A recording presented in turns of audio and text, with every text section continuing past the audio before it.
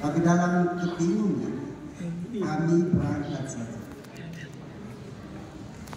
Dan selama kegiatan di Jakarta dibuka oleh Monsinyur Kardinal sendiri yang membuka kegiatan retret itu dan dilanjutkan oleh Monsinyur Frans Sinaga dan juga beberapa pengurus DPN Jakarta. Dan dalam retret itu disitulah kami mulai pelan-pelan dibimbing untuk mengenal karisma. Ternyata karisma itu bukan hanya sekedar nyanyi lompat-lompat, tetapi dalam permenungan mereka yang membuat kami lebih terkesan itu adalah pengalaman hidup mereka, bagaimana mereka dituntun oleh Roh dan untuk mengenal siapa Yesus sebagai Juru Selamat. Dulu kehidupan mereka yang begitu kacau balau, yang jauh dari Tuhan, bahkan berontak terhadap Tuhan, tetapi kemudian Roh membimbing mereka untuk mengenal Yesus yang sesungguhnya. Karena itu dalam prinsip mereka menjadi karismatik adalah membiarkan diri dibimbing oleh Roh menuju kepada pengenalan dan keakraban dengan Yesus. Dari situ membuat saya, anggapan saya yang dulu keliru terhadap karismatik, akhirnya mulai timbul semangat untuk menjadi bagian. Haleluya.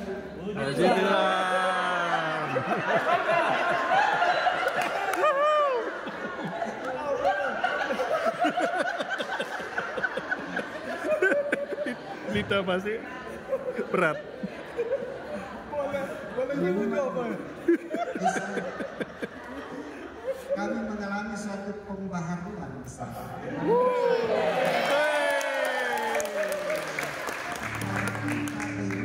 Untuk menjadi karisma bagi sesama. Karena memang karisma ini Tuhan sudah anugerahkan kepada semua orang, tetapi bagaimana mengaktifkan, memanfaatkannya sehingga orang lebih mengenal Yesus sebagai Juru Selamat. Amin, saudara-saudara. Amin.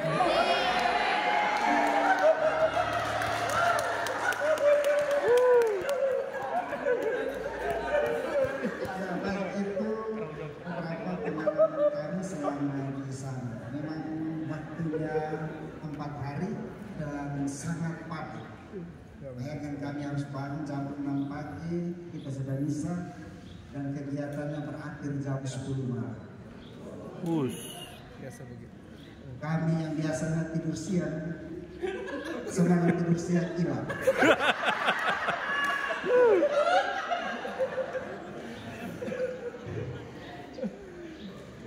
Tetapi begitu kami tetap semangat, lelah tidak menjadi hambatan karena kami merasa bahwa pembaharuan dan Roh merasuki kami juga semangat.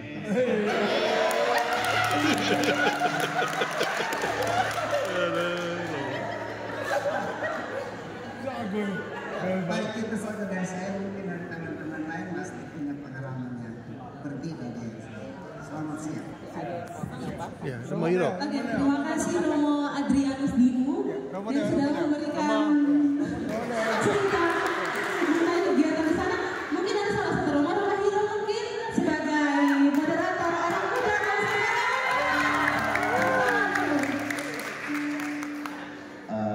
Selamat siang untuk kita semua. Siap. Kami berempat ini satu yang paling ujung di tuan rumah naik hotel, Romo Adri Dimu di Stasi Teno, lalu di sebelah kanan saya ini di Seminari Tinggi Santo Mikael bersama-sama dengan Romo Stef Tamu Ahmad. Kalau nanti misalkan ada kegiatan lagi silahkan menghubungi beliau. selalu seperti kita gitu. Kami berterima kasih, kami berterima kasih untuk Romo John yang telah merekomendasikan kami untuk mengikuti kegiatan retret di Klender Samadhi. Saya melanjutkan apa yang disampaikan oleh senior kami berempat ketika di Samadhi kemarin, kan memang beliau yang paling berusia dari kami, dari semua, dari segi usia imamat, dari segi usia kelahiran juga beliau yang sangat senior. Saya hanya menambahkan sedikit saja. Salah satu materi yang kemudian kami dapat itu adalah penyembuhan luka batin. Memang terkesan kami berempat ini punya luka batin.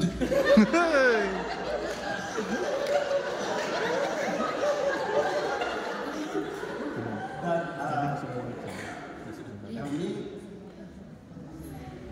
diminta untuk, kalau misalkan punya, dalam tanda kutip punya luka batin atau punya masa lalu yang menjadi luka batin, maka kami silahkan menuju ke orang-orang yang sudah disiapkan mewakili orang-orang di masa lalu kami yang pada akhirnya membuat kami mengalami luka batin. Jadi yang batuk-batuk ini teman-teman saya di KNK Keuskupan Agung Kupang, jadi mereka tahu mereka terluka karena saya. Jadi sebentar tolong menghadap saya. Ada perwakilan umat yang diwakili oleh 2 bapak dan 1 ibu. Kemudian ada juga perwakilan orang muda Katolik diwakilkan oleh salah satu OMK yang baru saja menikah, yang juga sekaligus menjadi pemateri dalam kegiatan retret tersebut.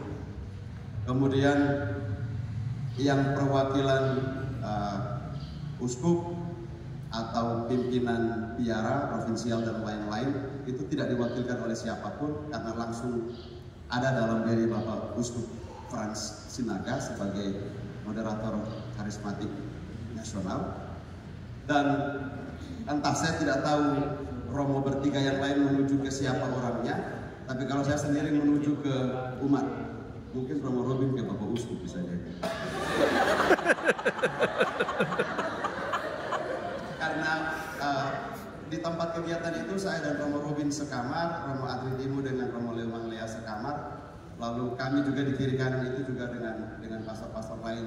Kalau di tempat kami, di kamar kami itu bersebelahan dengan pastor dari Padang dan pastor-pastor dari Bandung. Kalau Romo Adri dan Romo Leo kamar atas, dan kami tidak tahu apa yang dilakukan oleh mereka.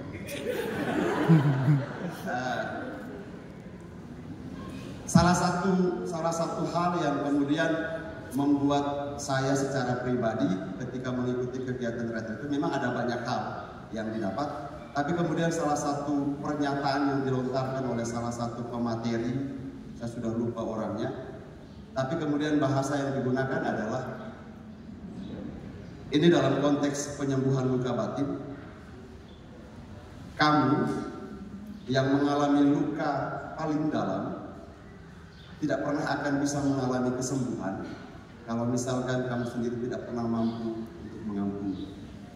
Dan itu saya dapatkan di karismatik. Jujur kami berempat, kalau mungkin Romo Rubin karena sudah pernah menjadi sementara menjadi moderator di Paroki Naikoten, jadi sudah punya pengalaman lebih dari kami bertiga yang lain. Tetapi sekalipun dari segi usia dia lebih junior, tapi dari segi pengalaman mungkin beliau lebih karena sudah sama-sama dengan kelompok karismatik di Paroki Naikoten. Tapi jujur ketika berada di tempat itu dan pernyataan ini dilontarkan oleh salah seorang pemateri, kemudian saya merasa bahwa kalau kita menunggu orang lain yang mengampuni, kita sendiri juga yang akan terluka. Jadi poin paling utama adalah pengampunan itu tidak menunggu orang lain, tapi juga harusnya menjadi inisiatif pribadi dari orang bersangkutan. Sehingga terima kasih banyak untuk semua kita. Terima kasih banyak juga untuk kesempatan kami mengikuti retret di Samadhi. Memang kami hadir bersama dengan para pastor moderator yang mayoritas adalah pastor-pastor yang anak-anak muda juga, sehingga kami satu server ketika berada di tempat kegiatan itu. Ketika masuk di sesi puji-pujian yang tadi, kami sudah keluar dari jalur retret. Dalam artian puji-pujian yang kami lakukan itu sudah melampaui batas. Karena dalam artian melampaui batas bukan tentang refleksi yang melampaui batas, tidak. Tapi gerakan-gerakan kami karena memang mayoritas adalah anak muda, sehingga euforia dalam ruangan itu lebih hidup, bahkan sampai panitia itu kewalahan dengan kami. Karena ketika lagu-lagu selesai, kami tidak mau selesai. Terima kasih banyak untuk semuanya dan selamat siang. Baik, terima kasih kepada Romo Hiro dan Romo Adri yang sudah memberikan kesaksian luar biasa. Mungkin ada tambahan dari Romo Leo dan Romo Robin. Kesaksian tambahan yang lain kami berikan waktu dan kesempatan. Baik, Romo Leo, silakan Romo. Baik, selamat siang untuk kita sekalian. Saya singkat. Dari pengalaman yang dibagi oleh para pemateri khususnya kaum awam, satu saja yang mungkin saya belajar dan kita sekalian, mereka hampir semua orang super sangat sibuk, punya usaha, pekerjaan yang sangat banyak, tapi mereka masih punya waktu untuk meluangkan waktu mengikuti kegiatan karismatik. Itu mungkin saya dan mungkin kita semua bisa perlu belajar. Mereka memiliki semangat yang sangat luar biasa, hampir punya kepedulian untuk membangun dan melayani sesama. Dan itu mungkin harus kita perlu tingkatkan lagi ke depan. Sesibuk-sibuknya usaha atau bisnis dan lain-lain, tapi masih memberikan waktu khusus untuk kehadiran Roh Kudus di dalam hati mereka. Kita perlu belajar. Dan yang terakhir, terima kasih banyak.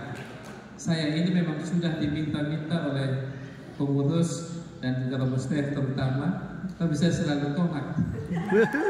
Selalu tolak. Bahkan Pater Abdul yang kenal.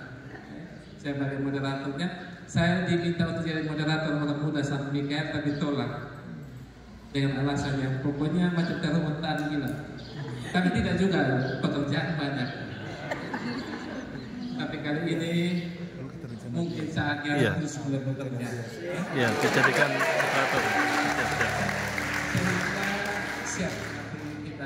Kita bicara. Saling membantu dan saling mendukung dalam karya berada. Amin. Terima kasih. Baik, terima kasih kepada Romo Leo. Baik, untuk Romo Robin mungkin ada tambahan kesaksian dari Romo Robin. Aku sudah tempat yang silakan. Saya berdiri di sini bisa. Baik, saya luruskan dari tadi Romo Hiro bilang kami sendiri. Makanya satu ruangan tempat tidur, kamar, tapi tempat tidurnya berbeda. Baik, sekali lagi selamat siang untuk kita semua. Romo John, Romo moderator karismatikus Kabupaten Tuban yang baru bersama dengan para pengurus DPK, para pengurus PD, dan juga moderator karismatik di paroki masing-masing. Saya dulu masih berada di Seminari Tinggi Santo Mikael, kami tinggal di unit Ibrani, dan biasanya kegiatan karismatik bersama dengan Romo Stef di sana itu biasanya mereka lakukan di ruang kelas kami, bersampingan dengan kami punya ruang unit asrama itu. Jadi waktu mereka menyanyi dan kadang-kadang mereka meluapkan mereka punya perasaan bahasa roh, itu saja itu orang gila.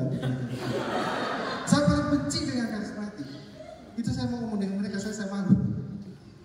Apalagi pergi kegiatan baru-baru seperti yang saya mau ikut kegiatan moderator, retret untuk moderator itu. Ini kalau saya pulang nanti saya punya teman-teman itu mereka bully saya dengan bilang bahasa-bahasa roh kita. Tetapi saya pergi ke sana itu karena terpaksa, dipaksa. Waktu itu saya tidak ada alasan untuk menghindar. Misalnya mereka bilang, kenapa Romo tidak mau pergi? Kenapa Romo tidak mau pergi? Saya cari alasan, rupanya saya tidak temukan. Bahkan karismatik hampir ini mau kan patah. diakui oleh kepausan sendiri. Kemudian saya menjadi imam bicara yang bertani 8 bulan yang lalu menolak dari keberadaan karismatik itu kan agak konyol juga. Jadi akhirnya saya pergi dengan keadaan terpaksa, dan karena menjadi moderator karismatik juga saya untuk pertama kalinya keluar dari NTT dan pergi ke kota Jakarta sebagai ibu kota negara. Luar biasa saya. Sampai di sana hidup pikuknya Jakarta, polusinya Jakarta bikin saya langsung rindu untuk pulang cepat-cepat kembali ke Kupang. Tetapi kebersamaan dengan para imam, moderator se-Indonesia, moderator karismatik se-Indonesia membuat saya betah untuk mengikuti kegiatan itu. Jadi di sana ada kegiatan doa-doa secara khusus untuk saya mau bahas tentang doa. Jadi doa yang benar di dalam karismatik itu seharusnya bagaimana doa yang sudah diajarkan di dalam urutan doanya di dalam iman Katolik, ajaran gereja Katolik itu pujian, syukur, permohonan, dan penutup itu. Karena saya punya beberapa kali pengalaman dengan PD-PD di Santo Yosef ini, kadang mereka berdua terlalu berputar-putar, bertele-tele begitu, berputar-putar terlalu menyamakan Tuhan Allah dengan sesama manusia, terlalu melebih-lebihkan begitu. Jadi doa yang benar. Ketika kami ikut kegiatan di sana, mereka berdoa sesuai dengan urutan pujian, syukur, permohonan, dan juga penutup. Kemudian kenapa di dalam karismatik ada lagu-lagu yang selalu dinyanyikan, lagu-lagu rohani yang selalu dinyanyikan?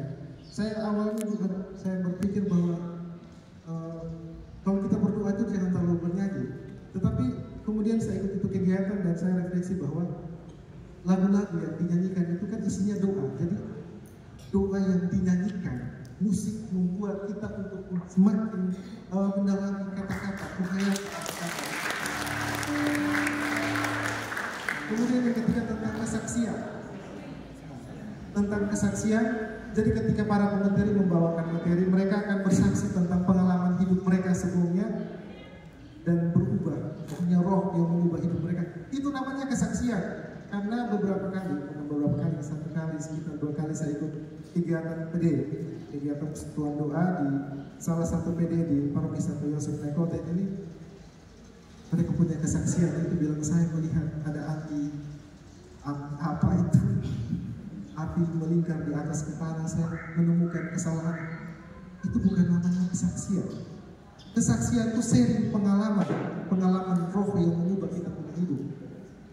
Itu baru namanya kesaksian. Jadi ada 3 hal itu yang saya tambahkan dari yang sudah disampaikan oleh Pak Romo. Jadi saya menyampaikan terima kasih untuk BPK Keuskupan Agung Kupang